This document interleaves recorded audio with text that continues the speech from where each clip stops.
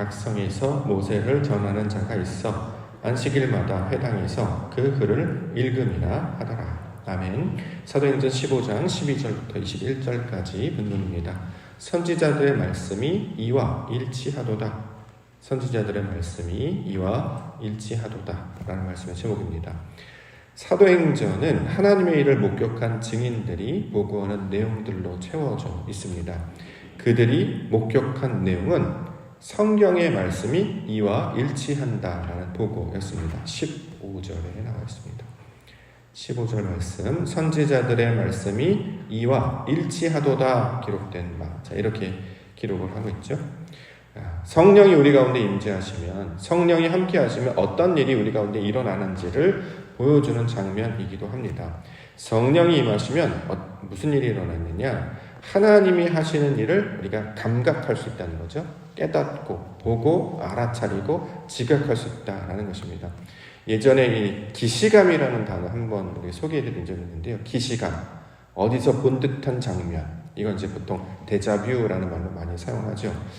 내가 처음 겪는데, 이거 어디서 많이 봤는데, 이거 있었던 일인데 라는 그런 느낌을 받을 때가 있지 않습니까? 자, 성령이 임하시면 이거 성경에서 봤는데, 하나님 말씀이 있었는데, 지난주 말씀이 있었는데, 이 일이 진짜로 일어났네 라고 깨닫는 것, 이게 바로 이제 성령이 하시는 일이다라는 것이죠.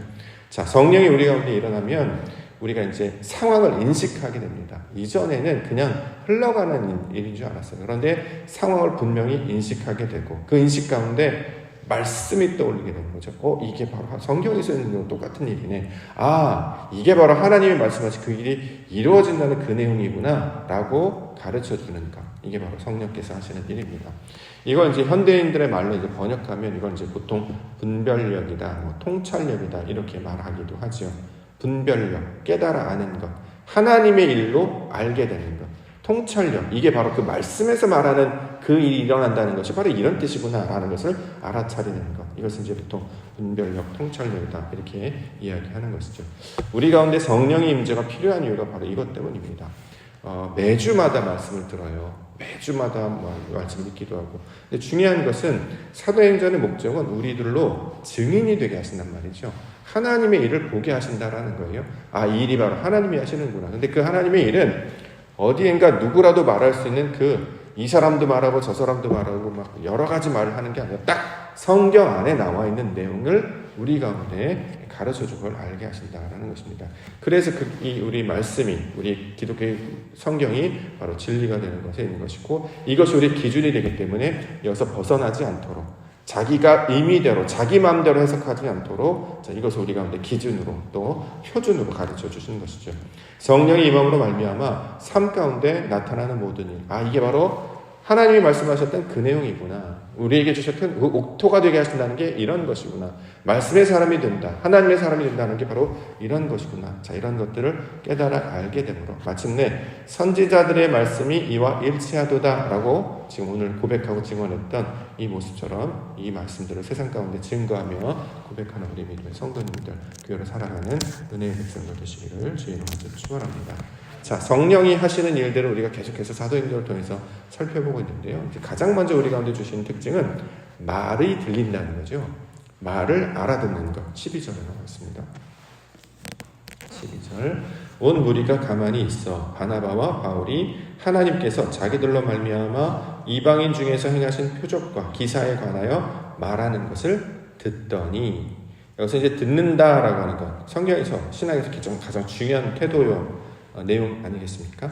자, 듣게 된다는 거예요. 성령이 임하시면 사도들이 전하는 말이 들리죠. 우리가 마치 이제 모국어를 배우고 외국어를 배우는 것처럼 샬라샬라, 꼬불꼬불 이런 말로 이제 이해가 안 되다가 성령이 임하시면 그 말이 무슨 의미인지를 알 수 있게 된다는 거예요. 제가 최근에 영어 해석에 대한 내용을 한 영어 선생님 유튜브에 나오는 영어 선생님 배웠는데 굉장히 충격받았던 한 구절이 있었습니다. 그게 뭐냐면, 자, 그는 노래를 잘한다 라는 거를 영어로 어떻게 표현하는 걸 물어보더라고요. 그는 노래를 잘합니다. 그는 노래를 잘한다? sing well, very good, 이렇게 막 떠올렸어요. 그랬더니 그게 아니라 간단하게 he can sing 이렇게 얘기하는 거예요. he, 아는 단어예요. can도 아는 단어고 sing도 아는 단어잖아요. 어렵지 않았어요.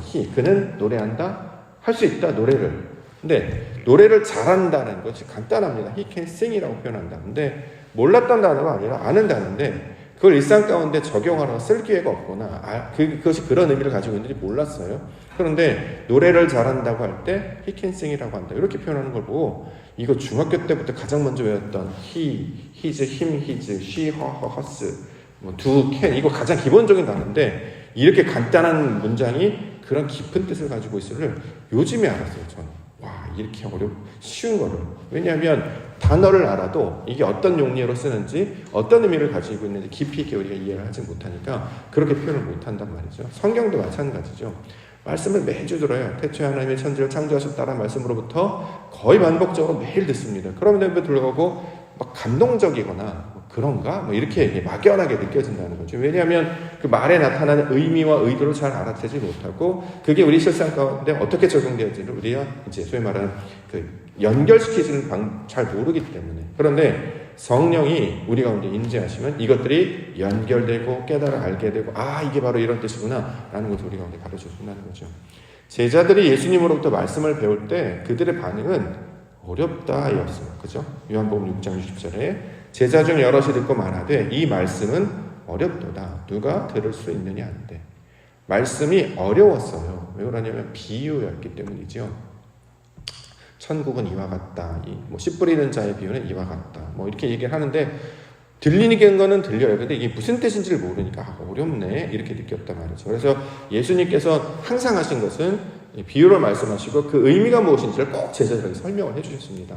예수님의 말씀을 우리가 따르고자 하는 이유는 그분은 우리에게 이해할 수 있도록 설명을 해줘요. 여기서 말하는 이해한다는 것은 아버지가 원래 의도했던 방향이 무엇인지 목적이 무엇인지를 깨달아 알게 하신다는 거죠.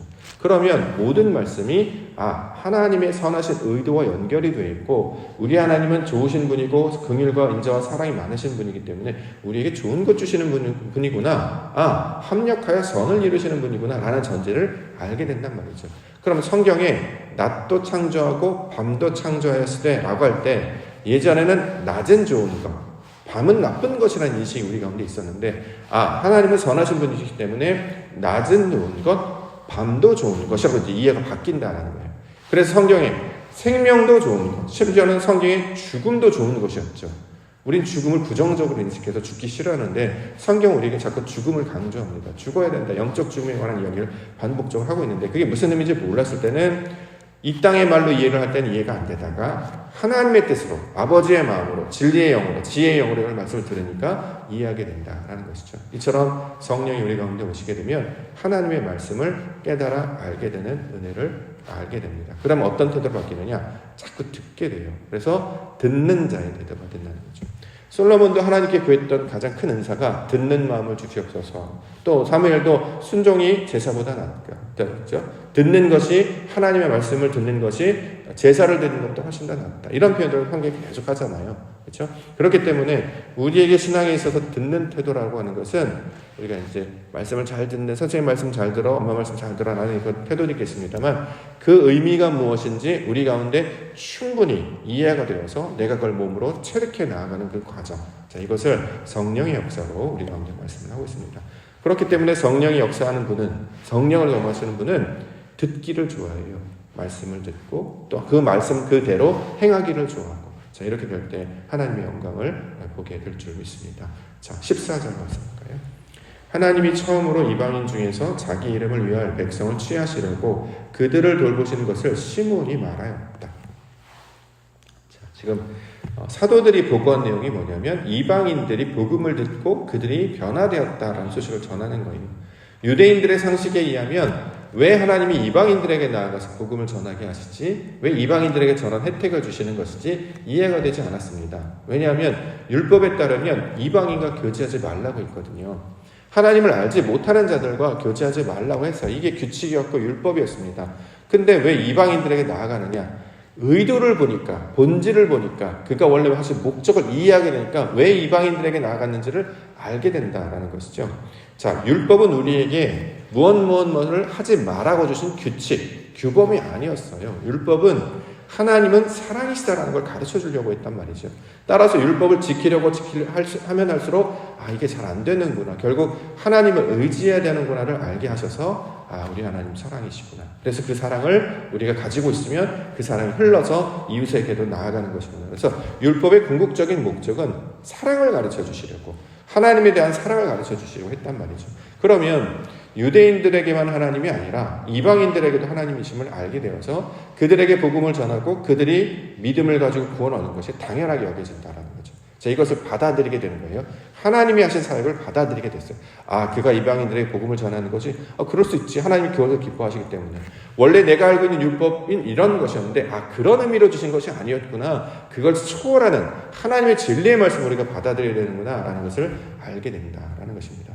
더 나아가 이방인들에게 그런 일을 했는데 그 이방인이 가만히 보면 결국 나에 관한 이야기였어요. 아브라함도 원래 이방인이었거든요. 갈대아 우르 출신이잖아요. 지금으로 따지면 이라크. 이 유대인들에게 있어서 자기들의 믿음의 조상이라고 하는 아브라함도 원래는 정통 헤브론 출신이 아니고 갈대아 우르에 있었던 이라크에 살던 데라의 후손이었잖아요. 알고 보니까 조상들도 이방인이었는 원래. 그가 복음으로 말미암아 하나님의 백성 부르심을 받아 헤브론 땅으로 넘어와서 하나님의 백성이 된 것처럼 알고 보니까 나도 이방인이었는데 라는 것을 알게 되는 거죠. 마치 나는 아니고 저 사람들만.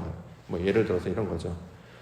우리는 원래 태생이 양반이고 귀족인 줄 알았는데 아니네, 나도 옛날에 노비 출신이고 상놈 출신이었는데 알고 보니까 이런 자를 하나님께서 건져주셔서 양반이 되게 하시고 귀족이 되게 하시고 하나님 나라 백성이 되게 하시는 것이네. 그러면 나나 저 사람이랑 똑같은 것이네 라고 깨달아 알게 되는 거예요.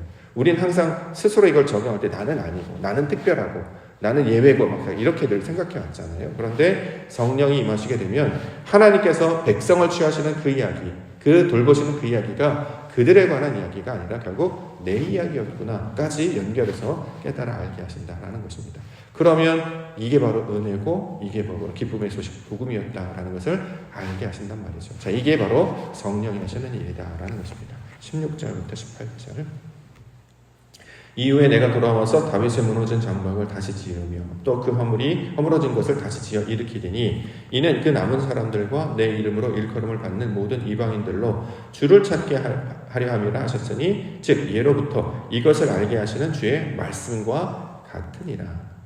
자, 성경에서 성막을 세우고 성전을 세우고 무너졌던 장막을 다시 일으켜 세우고 성전을 세우고 이런 이야기가 반복해서 나와요. 그랬더니 이것이 이스라엘의 역사인데 그 사람들은 이 성전이 무너졌다 세우는 것이구나 라고 끝나는 게 아니라 이 성전을 다시 세운다는 말이 우리에게도 동일하게 적용이 된단 말이죠. 교회를 주셨어요. 우리는 교회를 성전처럼 여기지 않습니까? 그래서 성전을 다시 세워간단 말이죠. 여기서 성전을 세우다라는 것은 이제 모양으로 보면 교회로 보는데 이 의미로 보면 성전이 나였잖아요. 내가 성전이었단 말이에요. 내가 무너졌어요. 하나님의 말씀이 아닌 다른 것을 붙잡고 있기 때문에 이방인의 침략, 외적의 침략이라든가 이런 것 때문에 스스로 쌓은 성이 무너져 있는 상태였는데 하나님께서 우리에게 말씀을 공급하시고 그 말씀이 우리가 아멘으로 받아들이게 되면 이게 재료가 되어서 하나씩 하나씩 방주를 쌓는 것처럼 쌓아지게 된단 말이죠. 그래서 우리가 온전한 하나님의 성전을 이루게 되면 우리를 가리켜서 3일 만에 여호와의 성전이 되었다. 이게 어저께 이 히스기야 말씀 나왔죠. 3일 만에 여호와의 성전으로 올라가리라. 히스기야가 죽을 뻔했는데 다시 고쳐주시고 살게 하셔서 너가 이제 3일 만에 여호와의 성전으로 올라가리라. 성전이 되어 만들어질 것이다. 이렇게 이제 설명한단 말이죠. 하나님이 말씀하시는 그 모양과 똑같은 모양으로 아버지께서 인지하신 그 겉으로 하나님을 담는 그릇으로 만들어질 것이다. 자, 이 말이 이스라엘 역사, 유대인의 역사뿐만 아니라 나의 말이구나. 또 이 교회를 향한 말이구나 라는 것을 깨달아 알게 되어서 이것이 말씀과 똑같이 나타나는 하나님의 이름을 알게 되는 것. 자, 이것을 선지자들의 말씀이 이와 일치한다라는 말씀으로 우리 가운데 주고 있습니다. 그래서 우리가 성경 공부나 말씀을 읽는 이유가 지식이 있어야 하나님의 약속이 뭔지를 알고 있어야 그 약속이 어떻게 이루어지는지 우리가 알았을 수 있습니다. 그래서 보통 이제 경전이 있는 종교를 고등 종교라고 이야기하잖아요. 말씀이 있는 것. 그래서 이제 불교라든가 기독교라든가 다른 어떤 종교를 이슬람이라든가 이런 걸 고등이라고 하는 이유가 말씀이 있기 때문인데 이 말씀이 있는 이유는 그게 근거가 되는 거예요. 무작정 세우는 게 아니고 하나님의 원래 의도하신 방식이 있단 말이죠. 그 방식이 처음 있는 일이 아니고 원래 처음 창세로부터 시작된 그 모양이 확정된 개념이지 본질은 달라지지 않았어요. 그래서 태초에 하나님이 천지를 창조하신다라고 하는 1장 1절의 말씀이 그렇게 중요한 이유가 이 말씀이 펼쳐져서 계속 역사와 인물을 통해서 설명하고 있기 때문입니다. 그러면 그 말이 나에게 이루어지는구나. 결국 그 하나님의 뜻하신 그 하늘의 말이 땅이라고 하는 나에게 이루어지는구나. 그래서 맨 마지막 요한계시록 마지막에 보면 새 예루살렘 성이 하늘에로부터 내려옵니다. 그 환상을 보여주시거든요. 하늘에 있는 하나님의 성이 하나님의 거처가 내게 이루어져서 그 온전한 모습으로 이루어짐으로 세세 무궁히 하나님을 찬양하는 백성으로 만들어지는 이야기, 우리가 하나님의 백성으로 만들어지는 이야기, 이것을 우리 가운데 설명하고 있는 것이죠. 그래서 우리가 말씀을 잘 간직하고 있는 게 되게 중요하단 말이죠. 왜요? 백성이 왜 망합니까? 지식이 없어서 망한다. 아모스 선지자의 말이 나오잖아요. 이제 지식이 없어서 또 몰라서 망했다면 예수님이 오신 이후에는 이제 지식이 없을 수가 없어요. 예수님이 가르쳐 주셨거든요. 우리에게 설명을 해주셨어요. 이걸 이제 신약으로 만나게 되고 이 신약의 말씀을 지식으로 잘 공부하는데 근데 말씀이 어렵단 말이죠. 이게 우리를 잘 살라고 하는 말인가? 이 세상 이렇게 살라고 하는 말이 어려워요. 그렇기 때문에 방향이 중요한데 그 방향을 알려주시는 분이 성령 하나님이십니다. 성령 우리 가운데 들어오시면 이게 아버지의 뜻이야. 성경에서 가르쳐진 그 말씀이 이루어지는 것이야. 다른 말을 하는 것이 아니라 예수님이 하셨던 그 사역을 따라가도록 우리 가운데 인도하는 것이야. 이렇게 가르쳐 주신다는 거죠. 우리가 이렇게 날마다 말씀을 듣고 나아갈 때, 그렇게 날마다 순종하며 나아갈 때 하나님의 그 말씀이 이 땅 가운데 실제로 일어나는 놀라운 역사를 우리 가운데 보게 해주실 줄 믿습니다. 우리가 말씀을 가지고 있잖아요. 교회 외벽에 나는 길이요 진리요 생명이다 말씀이 있죠. 우리는 옥토교회란 말이죠. 옥토라는 이름이 신명기 8장 10절에 나와 있어요. 내가 너에게 옥토를 주셨음으로 말미암아 배부르겠고 찬양할 것이다. 실제로 옥토가 이루어지는 모양을 우리 가운데 약속으로 주셨어요. 그럼 이제 기대하지 않겠습니까? 아, 길이요 진리요 생명이신 주님께서 우리를 인도하셔서 옥토가 되게 하시겠구나. 이 땅도, 이 교회도, 나의 마음도, 우리 가정도, 이 사회도, 아니 세상 모두도 하나님께서 말씀하신 그 좋은 땅 되게 하시는구나. 그 땅에 말씀이 뿌려져서 30배, 60배, 100배 열매들을 거두게 되고 그 거둔 것들도 많은 이들에게 주의 복음을 전하는 그 영광을 보게 해주시겠구나. 그 일을 위해서 저와 여러분들을 한 줌 한 줌 모아서 땅을 이루게 해주신 것입니다. 그 땅으로 하나님의 말씀을 잘 받아들이고 그 말씀을 마음 가운데 새기며 말미암아 하나님의 말씀이 이 땅 가운데 이루어지는 그 놀라운 영광을 목격하시는 우리 부활의 증인, 말씀의 증인, 복음의 증인으로 살아가시는 우리 성도님들과 교회 되시기를 주의 이름으로 간절히 축원합니다. 기도하겠습니다.